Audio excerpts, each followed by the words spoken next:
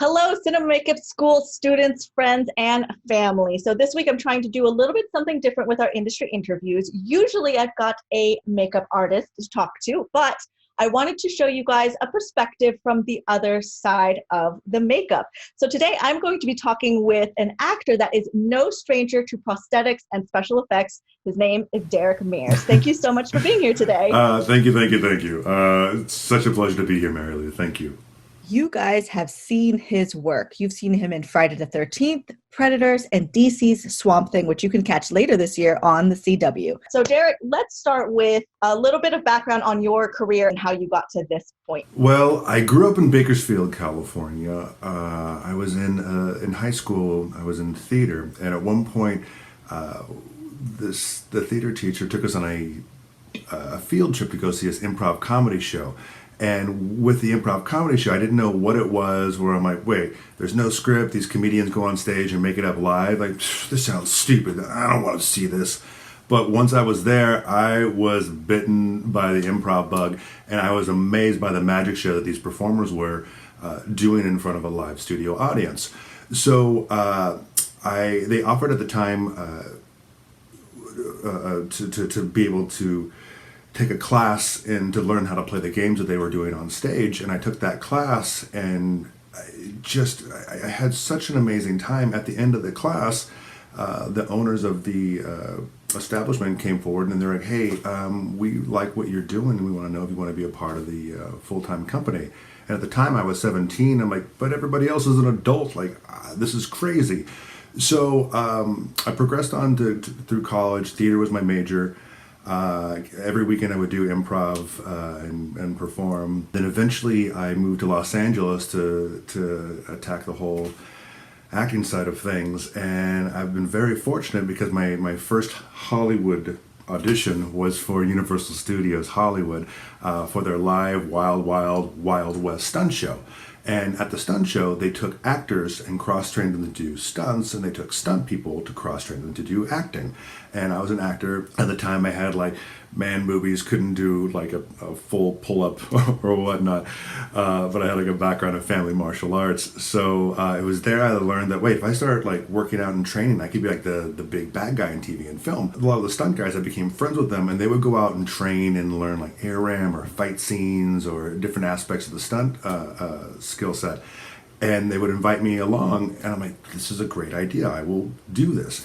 The first big Hollywood audition that I got, or was a part of, a big Hollywood movie, was Wild West with Will Smith, which is crazy because I worked at the Wild West stunt show, but I did Wild West, which is something completely different with Will. But it was there that I got to meet Rick Baker. And Rick Baker on the makeup effects, I was such a fan of Rick growing up, because the first video cassette I ever bought as a child was Thriller, and seeing the behind the scenes of how they make the monsters and the creatures and the movement, I was just enthralled as a child. So I'm like, how do I do more of this? But Rick was so kind with me. Rick kind of took me under his wing, and we was like, hey, the shows would come in and go, hey, do you want to come and do this? Like Men in Black 2, and then Men in Black 2 led to meeting with Wes Craven for Cursed. And Rick, I met with Wes, and I was like, how am I doing this? Because all these heroes that I grew up watching and loving their work, I get to work with them now. And because of Cursed, I met Greg Nicotero and him and Howard Berger. And it's mind-blowing because there's so many talented people in our industry who do different aspects of it, and to be able to interact with them was really mind-blowing to me. So you've worked with all of these big names. Tell me about the first time you got put in a LIFECAST, because I recently got put in my first LIFECAST and did not make it through. Tell me about your experiences. The first time I went through doing the live casting process, I was a little apprehensive because I didn't understand going to how am I supposed to breathe underneath this mound of gook out of straws in my nose, and if those clog up, then I'm going under. Yeah, that's kind of terrifying. But I've gotten to the point now where I've learned to, in a sense, chill or meditate and find this point of Zen. And a lot of it, honestly, is trusting the people around you. So not in a bragging sense, but I've done so many now where I've fallen asleep before because I'm so relaxed. But it is definitely a little jarring when you first do it. There's a lot of having to trust the people that are putting you in, but also getting to a Zen state. What kind of things can people do to prepare to get into a life cast? I would say on the makeup artist side, when working with an actor, my suggestion would be is to come in with confidence and to know what you're doing. Because similar, like dogs, we can pick up when another human being is emoting if they're not confident. If there's something going on, we can sense that, and it makes us insecure. And so then I personally start double checking their work to make sure that I'm going to be safe, and it really relies on that trust aspect between the actor and the makeup artist, the symbiotic relationship between the two. It's kind of like cruise control, like in my car. My cruise control's on. Okay, I know a certain aspect of what's going to happen, but if not, I'm constantly looking and unaware of like what sort of terror is coming my way. But also, a lot of makeup artists instinctually are kind of caregivers. They have a very nurturing sense. So I'm not saying baby the actor, but it helps a lot if you get meet with them ahead of time, before you go in to the casting process, and just talk to them, get to know them as a person, and kind of make that like a wild animal, like hold your hand out and let them sniff you, and it's so stupid. But to have that trust and bond before you go into the actual mold making process. And there's so many different characters that you've done that are iconic, like pre-existing characters, which is so cool. And there was an interview that I read with you that you're like, once you put it on, then your body like kind of instinctually knows to change things, like your voice and your, the acting part comes out. I really believe it is a team effort when you're creating a character. As an actor, I like to work from inside to outside. When you feel what's going on and you're doing your research for the character, you're figuring out your character arcs, you're figuring out, what the wants are in the story, where your place is in the story, how you're to help move the story forward. When the makeup comes in, it's another layer, another suggestion to that character, because with the prosthetics that I'm wearing, there might be something built weird or uncomfortable at some point that you might not necessarily want on camera.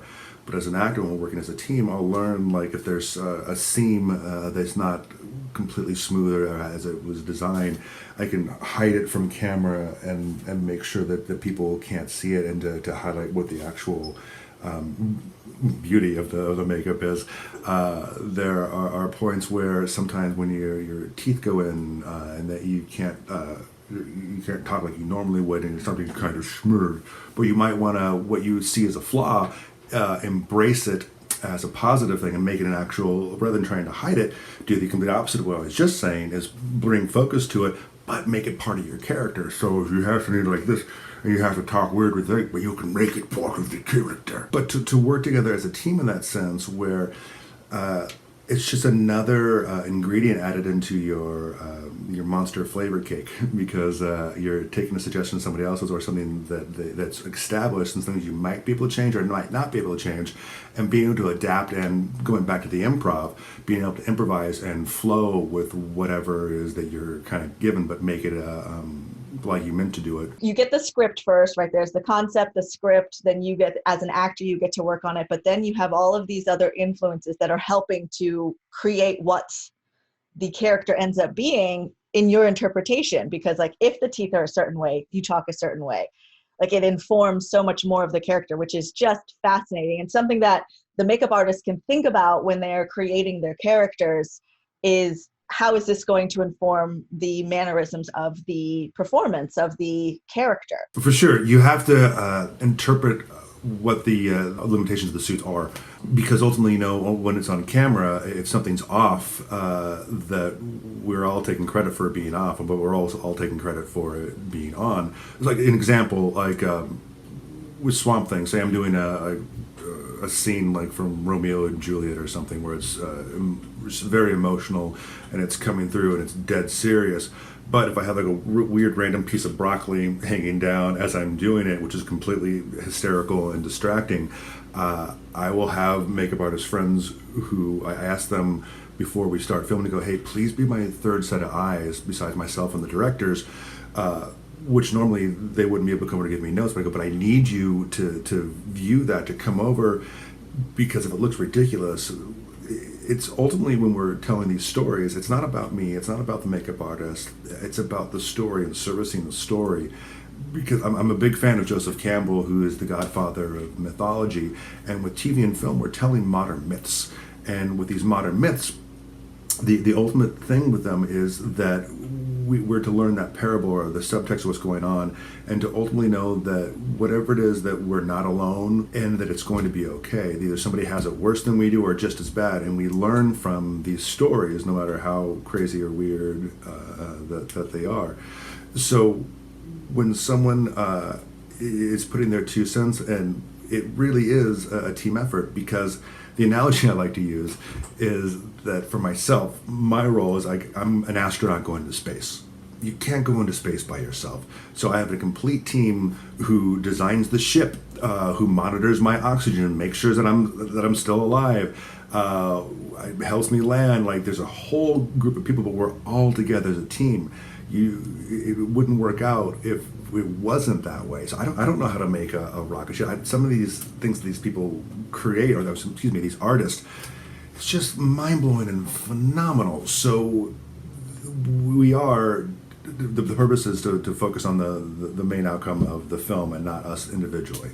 Yes, and that's something that I always try to bring up to the artists, because it comes up a lot where they're like, oh, I only just helped out, I only assisted, I only did background. No, we are all filmmakers. Every role on a set is important to the story. You're all filmmakers, and you have to pay attention and collaborate. Oh yeah, absolutely. It's such a team effort. I get so bummed out when I hear people go, "Oh, I just did that," or "I just did." I'm like, no, we're all together.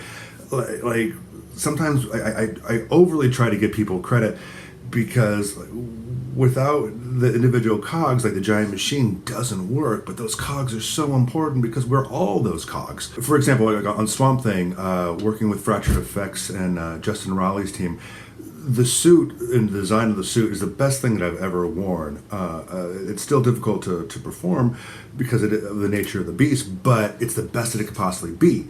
And working with these people, I try to explain to people on set, going, oh man, it doesn't matter if you're from working at the mold department all the way up to the artists who are on set doing the application of the prosthetics.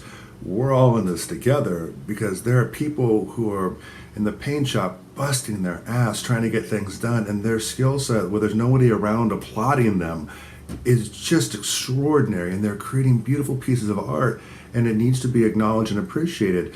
So sometimes on the outside and Hollywood, when they don't, like, we have to do it amongst ourselves, but know just how important what you're doing is to the project. It's kind of like making like whatever that individual skill set is, like an individual line of Voltron, and we can't make Voltron unless you're that line. We all come together and battle the evil of the story we're telling. Our students, for their special effects final, do a full character, and I'm like, I come into it and I'm not a makeup artist, and I was so impressed, and a lot of them are like, oh well, it's not this, it's not that. I was like, but you just did this, and this is your first full-on character. It's so amazing to see, and I love that, the insight that you're giving from the other side, that you are working together. It's not just a mannequin you're putting something on, it is a human that you are collaborating with. So to make sure you keep that in mind, tell me a little bit about Swamp Thing and that experience, because that seems very intricate.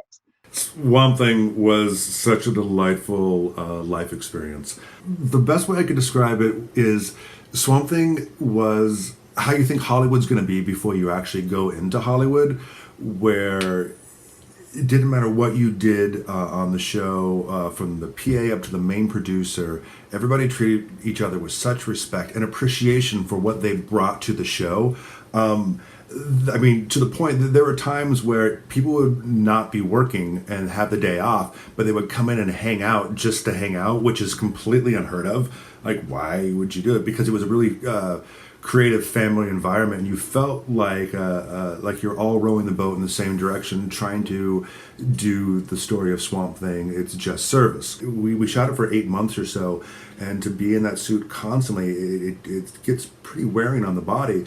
But with Fractured Effects, Bernie Eccles, his design is just so beautiful. There's different types of I forget what it's called. I'm going to be yelled at later on. Different polymers that they made it so it's like a quick drying foam suit where we could wring it out at the end of the night and put it back on the next day if I wanted to wear the same suit, and it would be completely dry. I'm not swimming in my own sweat or gunk or filth, but it was really, like Ozzy Alvarez and Kevin Kirkpatrick, who applied my makeup. The makeup itself was supposed to take 4 hours each day before I started working on the show. But those talented geniuses, who are so hilarious human beings, got it down to 2 hours every day, and it really was the familial experience all around. So it was just simply amazing. That's delightful. And that's what you want it to be in any kind of creative endeavor with other people, is that it is a team and we're all working together to make something cool, which it sounds like you did. And the thought that they're like, okay, this is a Swamp Thing. Swamp Thing has to go into the water and be able to still shoot production. Was there multiple suits? Oh yeah, we had multiple suits. I had multiple suits myself. My stunt double had multiple suits. I wore the giant half your eyeball sclero contact lenses, which are totally crazy for those of you who haven't worn them before. They're not normal contacts. They're thicker and half your eyeball, and they don't move very well. You feel them every time you blink, and it's kind of cuckoo town, but you get used to it. But I was lucky because I had Nikki Harris, who was my contact lens expert on set. And she's done so many big shows like Walking Dead, all the Marvel movies, I believe. I'm exaggerating, but she's been in everything. But with that experience, I had that confidence and trust with her, because it's very difficult to find a lens tech person who you flow with, I guess I'm going to say. Because some people say they're experts, but they're not experts in our industry. They're experts as an optometrist, and the sclero is a completely different game. Not dissing anybody, but it's just I was very thankful to have a professional who's the top of their game. It was interesting also seeing her with the context. She would do things that I didn't normally see on shows, where she would monitor constantly how long you're in. Every 15 minutes, have your eye drops. She would write down, make a whole file and list of every details upon details of everything that went on, like if something got in the eye, like the times you went and checked it with a loop and make sure there's no tears. It was really, I felt very protected with that. Sometimes when you're on shows, people will bow down on some of the safety stuff from producers just so they can continue to work for them, or they want to appease them. But sometimes that's a big health risk, and I felt so protected because this team would protect me. I mean, there were times on the show where, because with the scleros, I'm not supposed to go underwater with them because of the bacteria and stuff that kind of grows in water. So there was times I remember testing, going, how low can this water can I get without, and just out of nowhere behind the monitors, I would just, nope. And it would be Nikki being my makeup mama going like, you're not going any lower. You're not, that's it. I'm like, okay, that's fine. So, but just to have that safety there, I mean, it's such a huge part. And with the team constantly monitoring my vitals, because when I'm wearing the suit, it's difficult because we had vents put in, which is fantastic. So it gave the body somewhere to expand with some of the heat. But sometimes when you make the suit, you're stuck inside. There's nowhere for that energy to go, and you're literally boiling inside the suit. When we shot on Stage 10 over in Wilmington, Stage 10 was turned into this giant, beautiful, interchangeable swamp set. And that swamp set was so hot because the water had to be a certain degree for other actors when they're in it, and also to keep like the smoke to stick it onto the actual water. So guys were running around in like tank tops and sweating, and other actors who were just perspiring like crazy. and I'm stuck inside of this giant suit. So that's one level of heat, but when you have the emotional heat that you add on, because with the character, there were times when the character was going through days of being manic. So I'm doing like day 3 of being manic and emotional and crying every scene and just having this emotional release, but there's nowhere for that to go, and my heart rate would just skyrocket. And would have to find out ways to release that energy. Ultimately, on the makeup side, they really did take care of me. They had fans on the ready, cool suits on the ready. I had like I had a little tote where I had like nutrition bars and my electrolytes, and they're like, "Do you need this?" And the most important thing, so stupid, is I had my Listerine breath strips on hand. Here's some fun information. At one point in my career, I worked on a show with a makeup artist. I'm not naming any names. They had to have like halitosis or like a rotten tooth or something, and every time they would go in and work on my face, it literally felt like I was being stabbed with a knife, and I would like in my nose, and it was like, oh, ugh. And I would try so hard not to pull away, but I would instinctually just pull away. And it was early on in my career, and I've remembered it every job since then. But then I remember going, oh my God, I don't want to be that other person in somebody else's story if I were to have bad breath. I don't normally have bad breath, but when you're sweating and running around and like your nose is running and you're doing like an intimate romantic scene with somebody and you're so close to them, my deepest fear is to be like going, oh yeah, I worked with Derek. A lot of fun, but his breath, so bad. So just terrible.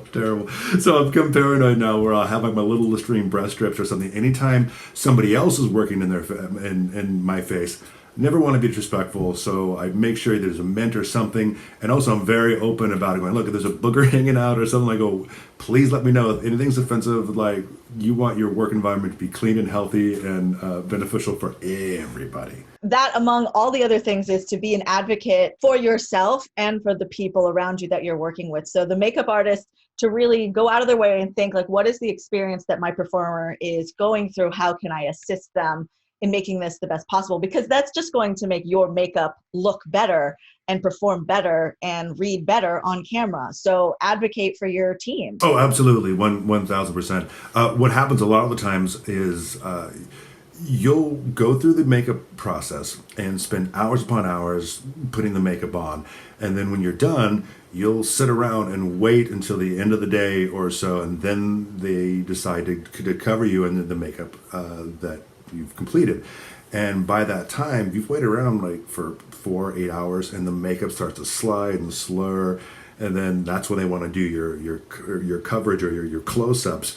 And they're like, hey, why is that way? I go, the cake's been done for 8 hours and you decided not to eat it. It's been sitting out. So yeah, it's not going to be as fresh as it would have been when you're just done and putting it, to the table to serve to the general public. But that's one thing also, again, going back to Swamp Thing, which was so special, was the producers were really savvy about all that because Justin Raleigh talked to them ahead of time and expressed the concern with that. And when they couldn't all the time because, the nature of the beast, like schedules switch or scenes switch. And it's always a work in progress because you can plan out all that you want to on a film, but you have to be able to adapt left and right. And that's a huge part of what we do in all the fields in a TV or a film job is you have to be able to adapt and you have to expect that to happen.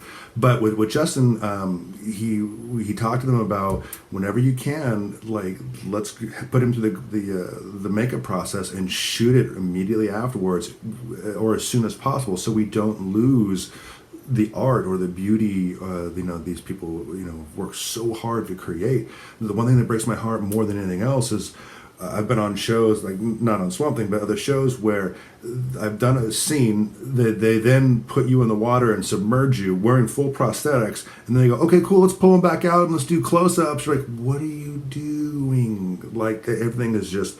And what the general audiences, which I don't have to tell you, when they watch a TV or a film job, they don't know the limitations you had at the time. All they know is the final product. So sometimes the makeup artist is represented by, oh, this thing doesn't look completely right, but you can't explain to them going, oh, they shot it out of order. They may have them go into water, and this is what happened.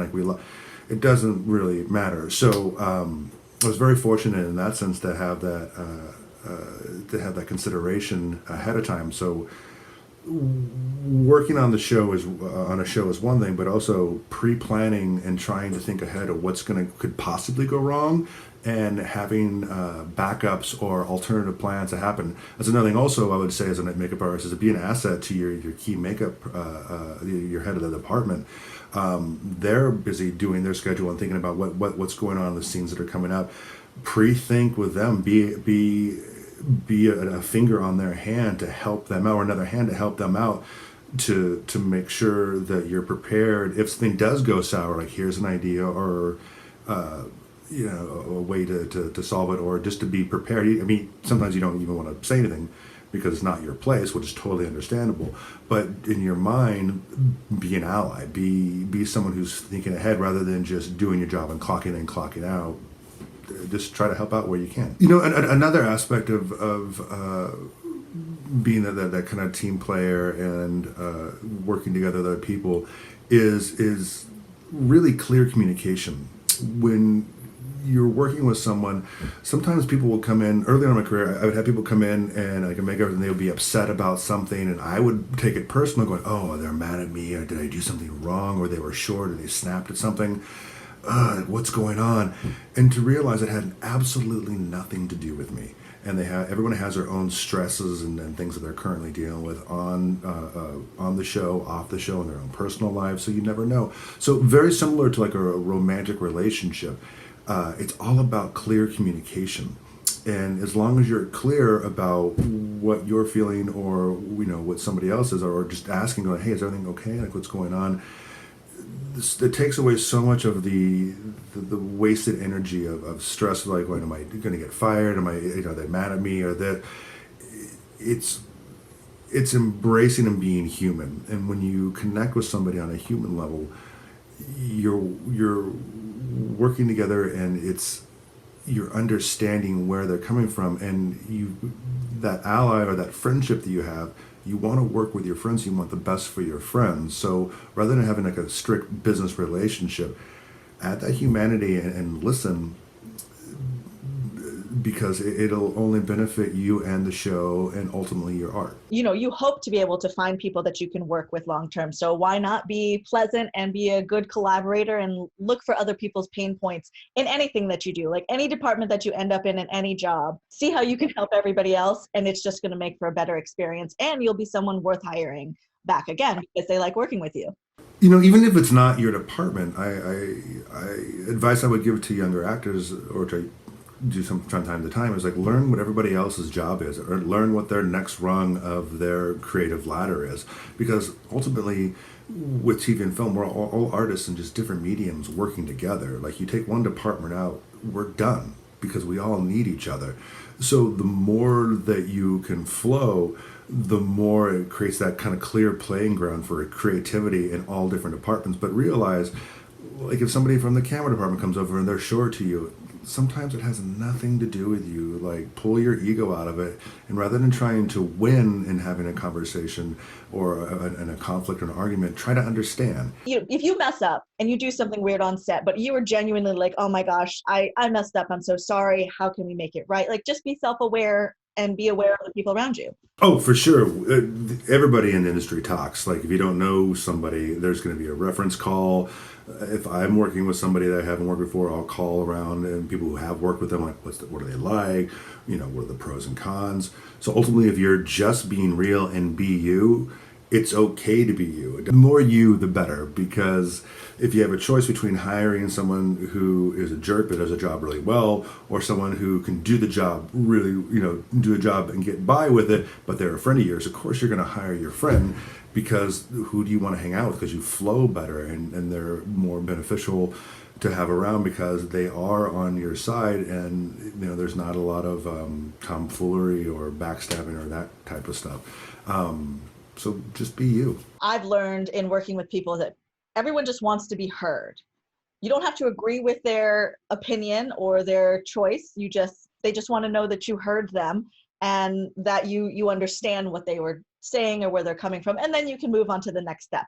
And makeup, it's not a solo endeavor. If you're on set, you're working with actors, you're working with models, you're working with a bride, no matter what level of makeup, you're wanting to be able to read other people and communicate well and work well with them. And that's not even just your clients, that's within having to be part of a team or leading a team. Oh, I completely agree. I like a good relationship. There's a book that I like to recommend that changed my life, working and not working. It doesn't have anything to do with violence, but the title is Nonviolent Communication, and I believe it's Marshall Rosenberg. In a nutshell, it's an operating system or a way to listen and to speak that doesn't come off as aggressive. And when you're trying to win, it is, like I said before, it's about understanding. So when you're in a situation where things are tense, like you learn to not take it personal, because there's been times before, like on a show once, I had a little disagreement with a producer where what they were asking me to do wasn't safe for me, where we had a big dispute, and at one point when I came over to confront him about that and have the conversation, I remember the book that I read at the time just recently and went, oh, wait a second, like, don't try to win, try to understand, is try to communicate clearly. So I expressed, look, what you want me to do is completely unhealthy for me, to risk my health. On the other end, I don't know, with your skill set and your job as a producer, trying to get this giant multi-million-dollar feature in on time, and dealing with the studio and dealing with actors and crew, and I go, it's just got to be maddening. And as I was saying that and relating to what he was feeling, I saw his shoulders drop because he was ready for a confrontation. But by just expressing, like, hey man, like, I know where you're coming from, it relaxed him, and I expressed what my needs were, and I go, with the two sides and taking kind of that third person perspective of myself and him having that conflict, we were able to find an agreement to go, this is what I need, this is what you need, how do we find that middle ground so we're both happy, you can do your job, I can do my job, and we continue on. And ultimately we did, which is fantastic. So anytime that I can, that nonviolent communication, I try to recommend that book, because like I said before, it's been a tremendous asset to my life in general, because it is that principle, to hit it again, of not trying to win, but trying to understand and working from that viewpoint. Definitely great advice. And Derek, do you have any other tips for our makeup artists when they're working with an actor? What do they need to keep in mind? Again, tying on the fact that understanding where people are coming from, because sometimes as an actor, my desk or my office is my brain. So when I'm sitting on set and I'm going over something that I'm trying to work within a scene that I have coming up or in between takes, sometimes people will sit down and like either break the mood, or if I'm in an emotional state where like I need to be like depressed for the next scene and I'm normally happy, I need to stay closer to that emotion of being unhappy so it's a smaller jump from where I normally am to where I need to be when I go on set. So I personally, to back up a little bit, before I do a job, I like to talk to the cast and the crew or the people that I'm working immediately with and go, hey, if you see me standing by myself or I'm kind of in a zone, in no way, if you say something and I don't respond, like I'm so focused on what I'm doing, I never want to be disrespectful and have you think I'm ignoring you, or sometimes you'll get, like, oh, I'm that stuck-up actor, this and that. But we're actually working in our heads, and that's our kind of creative playground. So in the future, I would have a conversation with an actor to figure out when you need to be there, when not to be there, to have that when you're working and you're not working. Just to clearly establish, like, you're going to pave the road from when you travel on later to make it as smooth as a ride as possible. So to have those open conversations about that before you meet with a model or an actor to do prosthetics, is to find out what their kind of strengths and weaknesses are, what their limitations are. So you might design this really cool creature, but somebody doesn't have the flexibility, or someone has an injury, or say it rotates their shoulder forward, but the character's designed with an opened up chest up here, that it hurts them to do that. So you don't realize until so many hours have been put into the makeup that what you design isn't going to be able to pull off correctly. So the normal things like allergies, if someone has an allergy to something, or if someone's allergic to smoke, and if you're a heavy smoker.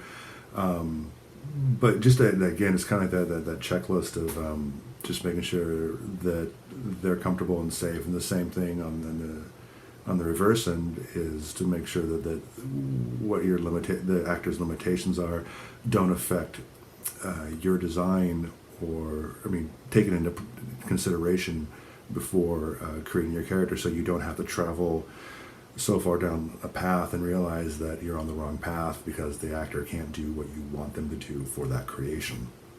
Here's one. Remember that at all times that the person under the makeup is an actual person. Many a times where you get locked inside of a suit where you can't see, or you no longer have like a regular human face, people will think you're a mannequin, or like those talking at you and not to you. And that's difficult, because some of those days when you're locked inside something and you can only have like a breathe hole where you have at one point I had this one job where I had it was like a toilet paper roll tube where I had to stick in my mouth because my mouth was so far back in the mask, and I would have to load food into it like a musket. You get kind of lonely because like you're hearing yourself breathing and talk, and then people stop addressing you as a human, and they're like, yeah, hey, or they talk at you, and it's difficult. So just remember that we're all people and we're just trying to survive. Another thing to take into consideration is when the design process happens is, how's my actor going to breathe? Realize that even if there is a hole, it might be placed in a different area where it's not a direct flow of air. And it's difficult. There's been times where I've been locked inside of suits where I'm basically breathing my own carbon dioxide or my dioxide. Education paying off, guys. And because there's no way to get fresh air and I'm breathing my own, you start to get weak because you need it to fuel your muscles and to fuel your brain and to have your body function. So it's literally like you're being choked, and you start to get faint and want to pass out. So to be aware of that in the design process, but also be aware that once someone's in it, to read their body languages of what they're doing and what they're feeling. Learn to, with language is only 10% of communication, and we naturally give off different movements or different things that are tells about how we're feeling. So from time to time, you just check in with your actor to make sure they're okay. Watch their body positioning, learn what their habits are when they're happy, when they're not happy, and that will communicate a lot to you ahead of time. There's been times where I've been on shows where I'm locked inside of a suit, where I have like 4-inch heels on, or I don't have my own hands. I'm wearing like 100 and some odd pounds weight animatronic head on that I can only see through the mouth, but you can't have the mouth open the whole time, so it looks ridiculous for a character to walk around like this. So when you're locked inside of that pain and that pressure, you're literally just trying to survive. And just by having someone come and go, hey, would you like some water, or how are you doing from time to time? Establish that routine, because some people want to be left alone and not have that happen. Some people do. To find out that balance of when to do it, when not to do it, is again just communicating and being a human, which is ultimately what we're all here to do, is have fun and create, right? One thing that I find very beneficial is when I come in to put a makeup on, depending on if I'm locked in a suit or not, there's nowhere for me to breathe, or is to have the trailer or the room pre-cooled. So if you're kind of walking into an ice box, knowing that the person in the suit, their heat is going to raise tremendously, it's a win-win on both sides. Yes, like the artist might have to put a sweater on or something if they are personally cold, but it helps so much because like you're not fighting your makeup from sliding or melting off, because someone might be more of a sweater than somebody else, and by having that kind of cool environment, it keeps everything safe and healthy for myself, and a lot more of a positive energy, rather than just trying, because once you're on set, you're trying to survive, but when you're off set, it's good to have that that safe place where you can breathe. Same thing with when you have your guys in different suits or makeups, is if you can have something standing by that's close to the stage, like either a trailer or a cooling tent, to bring that down, the heat down, so you're looking the best possible, and when the thing that you spent hours creating can be represented in the best way that it possibly can. Is there any experiences that you've had with having a makeup put on you that you recall as particularly bad? Oh, like a makeup artist horror story? Oh yeah, I've got some of those. The one that pops out is early on in my career. I worked on a show which I will not name. I was still green and didn't know better, but it was an independent show. The makeup artist had contact lenses, and he was like, "I can put them in myself. We don't need a lens tech." And the guy ended up putting them in. Never sized my eyes. Two different size contact lenses. They were milky, opaque, like a heavy milky white lens, and one was turned inside out the way he put it on. And at one point, when he was trying to put them in my eyes, he spread my eyelids so wide that it split the corner, and I started to bleed. And I'm like, "What is going on?" But the craziness was because him being unprofessional. When we went down, we shot the character I was doing. We shot in a basement of some old industrial building, and it was only lit downstairs by the work lights. And so the contacts that he chose were so milked over that I couldn't see out of them, so I couldn't do the fight scene that I was supposed to, and they had to rewrite part of the script, which is very disappointing. But the worst was, we talk about that lifeline and working together as a team, and as an astronaut, you don't go into space by yourself. At one point, we were doing the scene. I couldn't hear very well from what I was wearing also. And I was like, "Okay, great." And I hear, "That's lunch." And I'm sitting there or standing there waiting, and it gets really, really quiet. And you can see a little bit of light with through the eyes, but that's all you could basically see. Then all of a sudden, those work lights went out. And so now I'm in the middle of nowhere in the basement of an industrial complex by myself, and no one's around me, and I'm completely blind. So I struggled my way, I forged my way to find a wall with my hands, and I would trying to remember where I was, and slide my hand down the wall until I found a corner of the stairs to climb out of the basement. And I had a PA at one time, like, "Dude, what are you doing?" I go, "Are you by yourself? What's that?" I go, "Yeah, my makeup artist left me. Like, I don't know what's." And so he's guiding me back to my trailer, and we pass through the lunchroom, and I can hear, not really see, but I hear the maker go, "Oh, hey man, what's going on?" And he's eating his lunch, like looking up at me, and I'm like, "What do you left me?" And it was an unfortunate lesson that I had to learn, but I now know what to look out for in the future, and luckily everything, I've survived from it. But yeah, like I said, not good. When you put somebody in a makeup, you have to take care of them. Like, that's now your baby. You need to make sure they're not like sitting alone on set. It's true. It's so All right. Well, I think that is a great lesson. And on that note, a lot of us are sitting alone, sitting at home, and just trying to wait until the industry pops back up and gets going again. How are you doing? What are you doing? Well, on lockdown, I've just really been laying low. It's crazy seeing all this happen. I worry about some of my friends, who are creatives, who are living paycheck to paycheck, and seeing their struggles of trying to figure out how I can help out. But it is the positive, beautiful side of it. I see so many people kind of slowing down and coming together and addressing each other's humanity. And even if it's just the point, like I've had people do it to me, I've done it to people, someone I'm thinking about, or now I'll get a call going, "Hey man, like I was just thinking about you, I'll make sure you're okay." In our regular day-to-day world, we're always going so fast and trying to get so much done that it's nice just to acknowledge that you appreciate someone when they exist. Just like never want anything more, but it's just nice to go to give or receive that message going, hey, I care about you, and that's all you got to do. But no, it's been good. My wife and I, we have 6 animals, so it's kind of been a madhouse running around with those knuckleheads. But hopefully I'm hanging in there, and I'm looking forward to creating with friends. And one thing I want to say also is that the one thing that I love about this industry more than anything else is, being that this is for becoming makeup artists, is when you are able to work with somebody, no matter what their skill set is or where they're like, oh, someday I want to do this.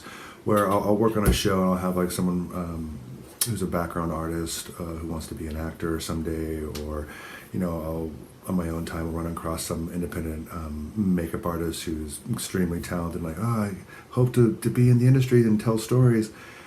One of the best feelings in the world is when you meet someone early on, then years later you show up to work on a set in the middle of nowhere or a different country or something, or even locally, and that person that you spoke to when they were just starting off, but now you're working together as artists on the same project, is just exhilarating and mind-blowing to me. Because to have so many people say they want to do something but they never see it to fruition, or they stop, but to see that someone has that drive and passion going, like, I'm going to do this, and knowing the trials and tribulations that it takes to get to where they want to be, I have nothing but respect, and I'm so proud to have met them and to see that growth in them. So, yeah, man, like, I hope anything, the ding dong things I've said helps somebody out in the future, and because you are our future for the industry, and I'm really excited about possibly working with you someday. So thank you so much, Mary Lou, for having me and giving me this opportunity.